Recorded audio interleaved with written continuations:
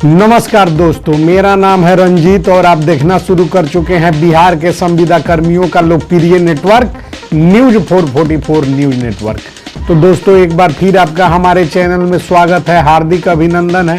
तो दोस्तों, आज की महत्वपूर्ण बात, नियोजित शिक्षकों को लेकर क्या अपडेट्स आ रहे हैं, नियोजित शिक्षकों को लेकर सरकार क्या कार्रवाई कर रही है और नियोजित शिक्षकों के साथ क्यों अन्याय हो रहा है और नियोजित शिक्षकों के साथ जो खेल खेला जा रहा है, सरकार इसमें क्या चाहती है, वह सब कुछ हम स्पष्ट करने जा रहे हैं। इससे पहले यदि वीडियो में आए हैं, नए हैं, तो चैनल को सब्सक्राइब, वीडियो को लाइक और शेयर कर दीजिएगा। तो दोस्तों, नियोजित शिक्षक लगातार 15-16 वर्षों से संघर्षरत हैं और नियोजित शिक्षकों को आखिरकार राजकर्मी बनाने पर नीतीश कुमार तैयार भी हुए। तो पता चला कि जो नई नियमावली सरकार ने बनाया है वह एक छलावा है। इस नियमावली में व्याप्त विसंगतियों के बारे में कुछ बातें हम आपको बताने जा रहे हैं। सबसे पहली बात, विशिष्ट शिक्षक के नाम से जाने जाएंगे नियोजित शिक्षक। और जो है कि सरकार के नियमावली में यह चीज है, यह जो है कि बात है कि इन लोगों को विशिष्ट शिक्षक नाम दिया गया है, जो कि केंद्र सरकार पहले से ही दिव्यांगजनों को पढ़ाने हेतु नियुक्त शिक्षकों को विशिष्ट शिक्षक कहकर बुलाती है। विशिष्ट शिक्षक का पद पहले से जो है कि है, सेंट्रल गवर्नमेंट विशिष्ट शिक्षक उन्हें कहती है जो दिव्यांगजनों को पढ़ाने का काम करते हैं। यह नाम बिल्कुल अस्वीकार्य है और यह नियोजित शिक्षकों के लिए एक धब्बा है। नियोजित शिक्षकों को जो है कि एक तरह से समझिए कि उनका डिमोशन करने का काम जो है कि नई नियमावली में किया गया है। यह नाम नियोजित शिक्षक के नाम से भी बदनुमा दाग है, जिसमें कि उनको विशिष्ट शिक्षक कहा जाएगा। दूसरी विसंगति आपको हम बताते हैं, सक्षमता परीक्षा का प्रावधान। यह बिल्कुल जो है कि गलत है, क्योंकि सभी नियोजित शिक्षकों ने पहले दक्षता परीक्षा एवं टीईटी परीक्षा पास कर लिया है। तो फिर सक्षमता परीक्षा क्यों और क्यों इसका प्रावधान किया गया है?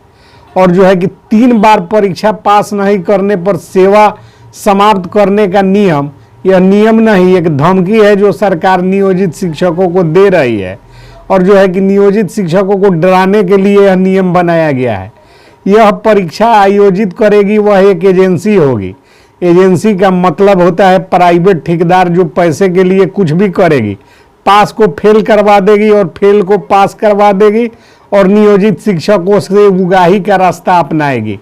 यह 2 नियम जो है कि हमने आपको बताए, जिसमें जो है कि सक्षमता परीक्षा का आयोजन जो है कि एजेंसी के माध्यम से होगा।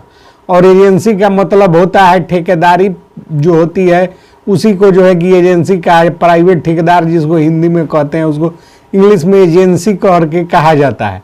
तो जब एजेंसी का काम ही होता है उगाही करना, जो कि हम लोग देख रहे हैं बिहार में, यह जो है कि नियोजित शिक्षकों के जो है कि धन उगाही का रास्ता बनाया जा रहा है।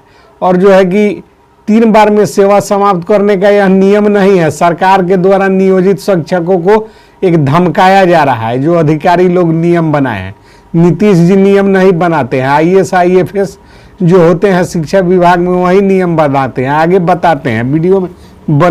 इस नियम को पढ़ने के बाद मैं सरकार को सलाह दूंगा कि नियोजित शिक्षकों की परीक्षा लेने के बजाय बिहार में जो अनपढ़ नेता लोग हैं उनको एजेंसी के माध्यम से पढ़ाने एवं परीक्षा लेने का काम सरकार को करना चाहिए। क्योंकि इन अनपढ़ नेताओं की वजह से हम बिहार वासियों को जगह जगह शर्मसार होना पड़ता है। इन्हीं लोगों का जो है कि पढ़ा के एग्जाम लेने का काम करे सरकार। और रही बात नियोजित शिक्षकों की परीक्षा की, तो वे लोग लगातार जो है कि 15-16 वर्षों से स्कूलों में पढ़ा रहे हैं। इनका योग्यता प्रमाण पत्रों का जांच बिहार विजिलेंस ने तरह तरह का जो है कि जांच किया है और तरह तरह का एग्जाम सरकार ने लिया है। और अब जब राजकर्मी घोषित करने की बारी आज आ गई है, तो सरकार एक नियमावली लेकर आई है जिसमें नियोजित शिक्षकों को अतरंगी नाम देकर पुकारा जा रहा है। और जो है कि कहा जा रहा है कि 3 बार फेल होने पर सेवा समाप्त। मैं यह भी मांग करता हूं कि बिहार शिक्षा विभाग में नियुक्त जो अधिकारी हैं उनका भी एग्जाम लिया जाए और वे लोग 4 बार में भी यदि असफल होते हैं तो उनकी भी सेवा समाप्त कर दी जाए। यह कोई नियम है? जीवन भर जो है कि कार्य करने, अब रिटायरमेंट का समय कुछ लोगों का आया, 1 साल 2 साल नौकरी बची हुई है और उनका आप एग्जाम लेने का बात कर रहे हैं, तो 20 वर्षों से लगातार आपके कहाँ थे? और आपने जो इसके पहले दक्षता परीक्षा और कुछ लोग टीईटी पास होकर आए हैं, वह क्या था? यह तो कोई तुक वाली बात नहीं हुई। और आप धमकी दे रहे हैं कि 3 बार में आप पास नहीं करिएगा तो सेवा, आप एक बीपीएससी के माध्यम से एग्जाम करा लीजिए और इन सब की छंटनी कर दीजिए। यह सब जो है कि धन उगाही का खेल हो रहा है बिहार में, और जो है कि यह हम चलने नहीं देंगे। और जो है कि अधिकारियों को भी एग्जाम लिया जाए और 4 बार का मौका इनको दिया जाए, और जो है कि ये लोग सफल नहीं होते हैं तो इन्हें भी सेवा समाप्त किया जाए। नहीं तो नियोजित शिक्षकों को सीधे राजकर्मी घोषित किया जाए और बीपीएससी शिक्षकों के नियमावली में ही प्रावधान कर इन्हें समायोजित कर राजकर्मी बना दिया जाए। हम यह भी चैनल के माध्यम से मांग करते हैं कि बीपीएससी के जो नए शिक्षक नियुक्त होने जा रहे हैं उन्हीं के नियमावली में संशोधन कर और इनको समायोजित किया जाए और इन्हें जो है कि राजकर्मी घोषित कर दिया जाए। अगर ऐसा नहीं होता है तो 4 लाख नियोजित शिक्षकों का वोट नीतीश सरकार से जो है कि छिटक सकती है और नीतीश जी को जो है कि 4 लाख वोटों से हाथ धोना पड़ सकता है। तो यह कुछ महत्वपूर्ण ज्वलंत सवाल थे जिन बिंदुओं पर हमने अपने विचार रखे। यह जो है कि आपको कैसा लगा और जो है कि आप इसके बारे में क्या सोचते हैं, क्योंकि हमारा कार्यक्रम ही चलता है, कहीं किसी के साथ अन्याय होता है तो उसके विरुद्ध हम उठ खड़े होते हैं।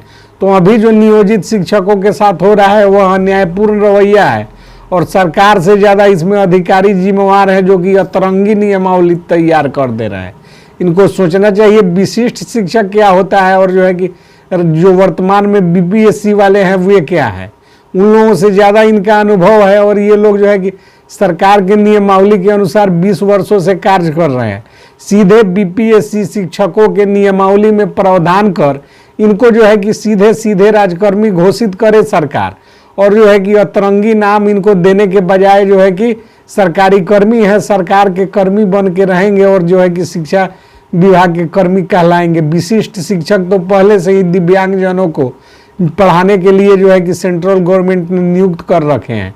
सरकार के अधिकारियों को इतनी भी जो है कि जानकारी नहीं है कि विशिष्ट शिक्षक किसको कहा जाता है। यह एक बदनुमा दाग है और यह कहना कि 3 बार में फेल कर जाइएगा तो आपको जो है कि सेवा समाप्त जो है कि धमकी है, सीधे सीधे धमकी है कि एजेंसी जो कहे वह नहीं कीजिएगा तो आपकी सेवा समाप्त। एजेंसी वाले लोग पास को फेल और फेल को पास करा देंगे। तो जिसके खिलाफ सारे नियोजित शिक्षकों को जो है कि उठ खड़ा होना होगा और जो है कि अपना मांग यही रखे लोग कि जो है कि बीपीएससी वाले शिक्षकों के नियमावली में संशोधन कर उसी में समायोजित करे। तो आपको यह कैसा लगा मेरा आज का कार्यक्रम, कमेंट में अपना सलाह दीजिएगा और मिलते हैं अगली वीडियो में महत्वपूर्ण खबरों के साथ। तब तक के लिए जय हिंद, जय भारत, जय